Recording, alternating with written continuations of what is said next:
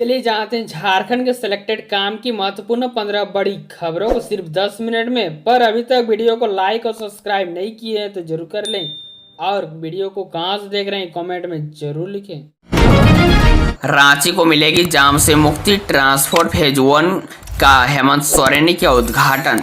झारखंड की राजधानी रांची को भारी वाहनों की वजह से लगने वाले जाम से अब नहीं जूझना होगा। मुख्यमंत्री हेमंत सोरेन ने दुर्गा पूजा के पहले दिन रांची के सुकुरहुड्डो में रिंग रोड पर ट्रांसपोर्ट नगर का उद्घाटन किया है। सीएम ने गुरुवार को ट्रांसपोर्ट नगर फेज 1 का उद्घाटन किया तो फेज 2 का शिलान्यास भी किया। ट्रांसपोर्ट नगर फेज 1 के उद्घाटन एवं फेज 2 के शिलान्यास समारोह में झारखंड सरकार के मंत्री हफीजुल हसन, राज्यसभा सांसद महुआ माझी, प्रधान सचिव सुनील कुमार, निदेशक सुंडा अमित कुमार, रांची के उपायुक्त मंजुनाथ भाजंत्री, रांची नगर निगम के नगर आयुक्त संदीप सिंह एवं अन्य पदाधिकारी मौजूद थे। जाने कब तक जारी हो सकता है झारखंड सीजीएल परीक्षा का परिणाम। झारखंड सीजीएल परीक्षा जो कि 21 और 22 सितंबर को पूरे राज्य में आयोजित हुई थी, इसका आसर की जारी हो चुकी है और अब सभी छात्रों को बेसब्री से परिणाम का इंतजार है। बता दें कि इस परीक्षा को लेकर पेपर लीक का आरोप छात्रों द्वारा लगाया जा रहा है। हालांकि इस आरोप की अब तक कोई पुष्टि नहीं हुई है। ऐसे में जाने कब तक आ सकता है परीक्षा का परिणाम। अब यह कयास लगाया जा रहा है कि अगर पेपर लीक के आरोप सिद्ध नहीं होता है तो 10 से लेकर 15 दिन में आयोग इस परीक्षा का परिणाम जारी कर सकता है। इसके बाद चयनित उम्मीदवारों को डॉक्यूमेंट वेरिफिकेशन के प्रोसेस से गुजारा होगा और इसके बाद उसका नियुक्ति पत्र सौंपा जाएगा। बीजेपी ने निकाली मैया सम्मान योजना की कार्ड, महिलाओं को इतने रुपए देने का कर दिया ऐलान। असम के सीएम और दिग्गज भाजपा नेता हेमंत बिस्वा शर्मा ने कहा है कि झारखंड में भाजपा की सरकार शपथ लेते ही सबसे पहला काम दीदियों को 21 रुपये प्रति माह देना शुरू करेगी। इसके लिए गोगो दीदी योजना की पूरी तैयारी कर ली है। उन्होंने कहा है कि मैया सम्मान योजना से सिर्फ ठगने का काम चल रहा है। शर्मा ने कहा है कि भाजपा जो बोलती है उसे अवश्य पूरा करती है। हेमंत बिस्वा शर्मा सोमवार को ईएम मैदान टीटी सिरवे में आयोजित परिवर्तन सभा में बोल रहे थे। ग्रेजुएट इंजीनियर ट्रेनी एवं डिप्लोमा इंजीनियर ट्रेनी की 212 वैकेंसी हिंदुस्तान उर्वरक एवं रासायनिक लिमिटेड ने अपनी विभिन्न यूनिट्स में ग्रेजुएट एवं डिप्लोमा इंजीनियर ट्रेनी के कुल 212 पदों पर बहाली के लिए भारतीय युवाओं से आवेदन आमंत्रित किए हैं। इच्छुक उम्मीदवार इन पदों के लिए ऑनलाइन आवेदन कर सकते हैं। ग्रेजुएट इंजीनियर ट्रेनी पदों के लिए प्रासंगिक विषय में 4 वर्षीय इंजीनियरिंग डिग्री प्राप्त करने वाले आवेदन कर सकते हैं। वही डिप्लोमा इंजीनियर ट्रेनी पदों के लिए प्रासंगिक विषय में 3 वर्षीय इंजीनियरिंग डिप्लोमा प्राप्त करने वाले आवेदन के पात्र हैं। झारखंड को पीएम मोदी की बड़ी सौगात, 80,000 करोड़ की योजनाओं की बड़ी शुरुआत। प्रधानमंत्री नरेंद्र मोदी ने झारखंड के आदिवासियों की बुधवार को बड़ी सौगातों का ऐलान किया है। उन्होंने झारखंड से अपने विशेष लगाव की चर्चा करते हुए कहा है कि यहाँ केंद्र ने सैकड़ों करोड़ की विकास योजनाएं शुरू की।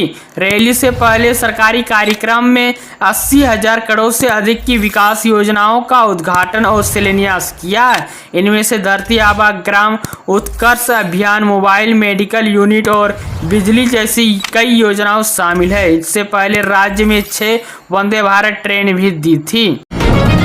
झारखंड में 11 सीटों पर चुनाव लड़ने को तैयार जेडीयू, 3 पर सबसे ज्यादा फोकस। झारखंड में साल के आखिरी में विधानसभा चुनाव होने वाले हैं। इन चुनावों को लेकर सुगबुगाहट शुरू हो गई है। भाजपा, कांग्रेस और झारखंड मुक्ति मोर्चा के अलावा जनता दल यूनाइटेड यानी जदयू भी यहाँ विधानसभा चुनावों से हिस्सा लेती है। ऐसे में जदयू ने प्रदेश के 11 सीटों पर चुनाव लड़ने का मन बनाया हुआ है।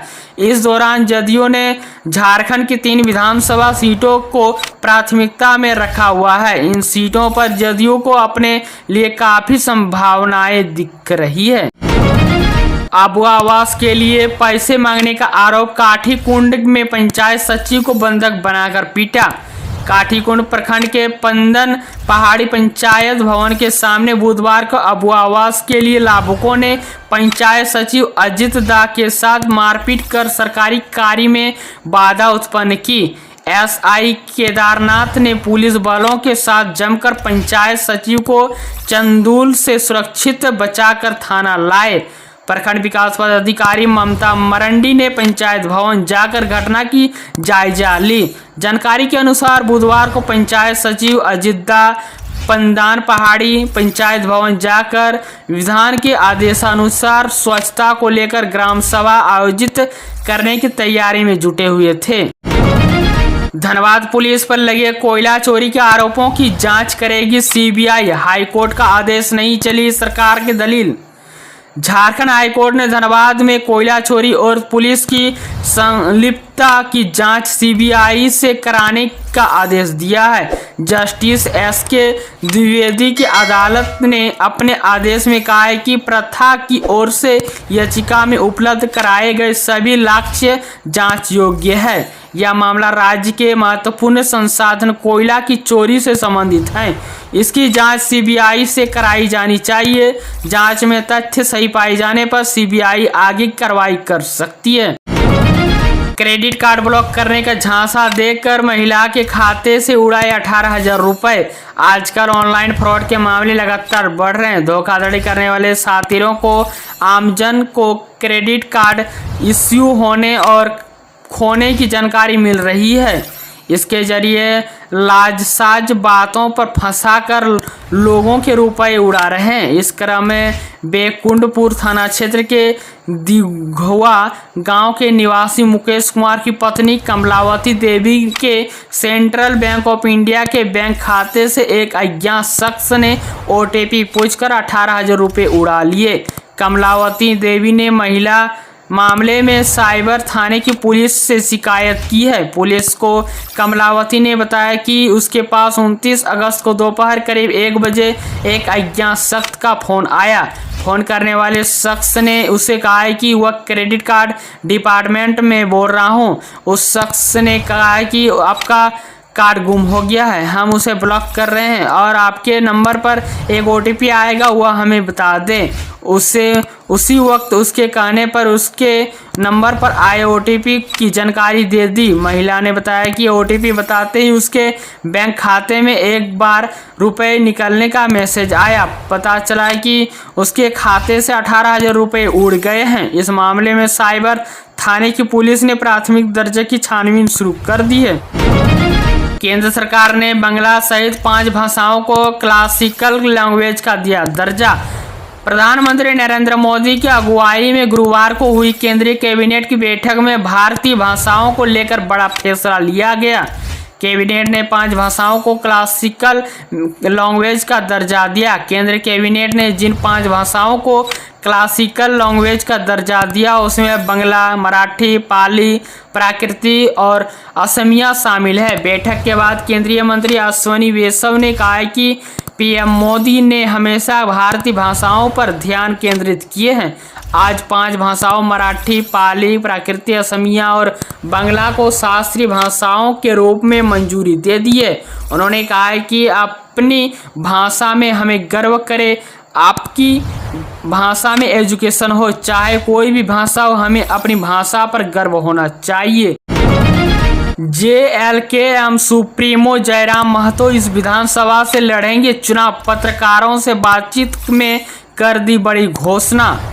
JLKM सुप्रीमो जयराम महतो गिरिडीह जिले के डुमरी विधानसभा से चुनाव लड़ेंगे। उन्होंने गुरुवार को प्रेस वार्ता कर यह घोषणा की। पत्रकारों से बातचीत में उन्होंने ये भी कहा है कि उसकी पार्टी किसी भी गठबंधन से नहीं करेगी। उनका दावा है कि उसे गठबंधन के लिए एनडीए और इंडिया दोनों गठबंधन ने अप्रोच किया था, लेकिन उन्होंने मना कर दिया।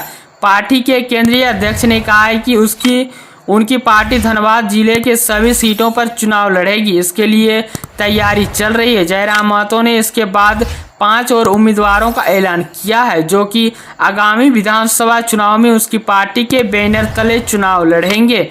इनमें गिरिडीह के जमुआ विधानसभा सीट से रोहित कुमार दास, साहेबगंज के राजमहल विधानसभा से मोतीलाल सरकार, झारखंड के तमाड़ विधानसभा से दमयंती मुंडा, सरायकेला खरसावां जिले के सरायकेला विधानसभा सीट से प्रेम मरांडी और पलामू जिले के छतरपुर विधानसभा से प्रीतिराज को उम्मीदवार बनाया गया है।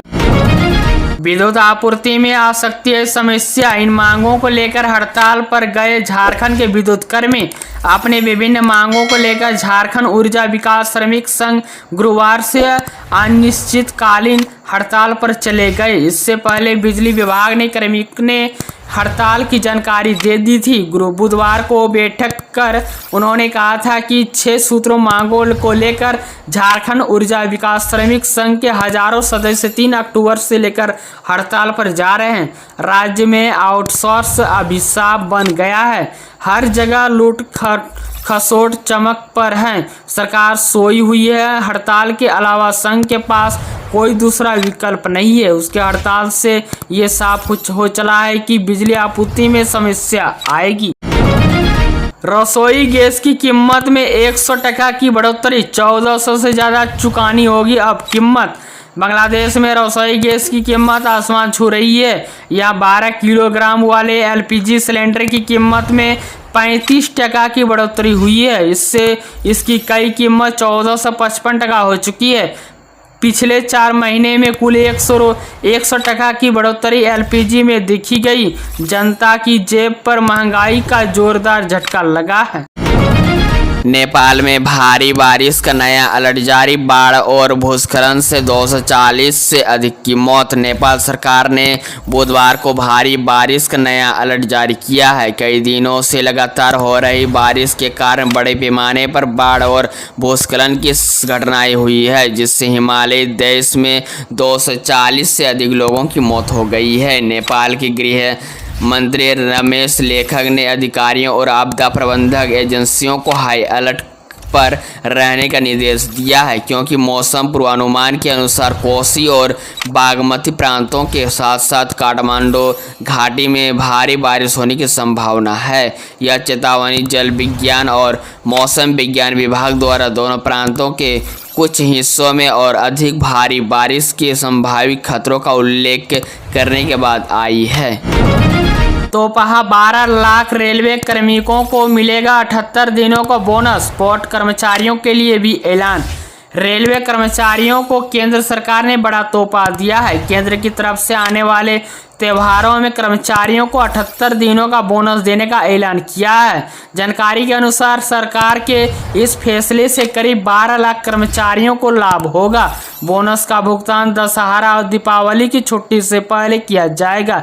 यह राशि रेलवे कर्मचारियों की विभिन्न श्रेणियों जैसे track manager, loco pilot, track manager, guard, station master, पर्यवेक्षक तकनीशियन, helper, pointman, mini stair staff और अन्य ग्रुप XC स्टाफ को भुगतान की जाएगी।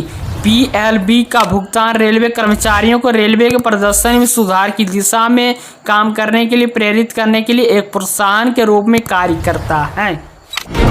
इसी तरह झारखंड के रोजाना ताज़ा खबर पाने के लिए हमारे चैनल को जरूर सब्सक्राइब करें।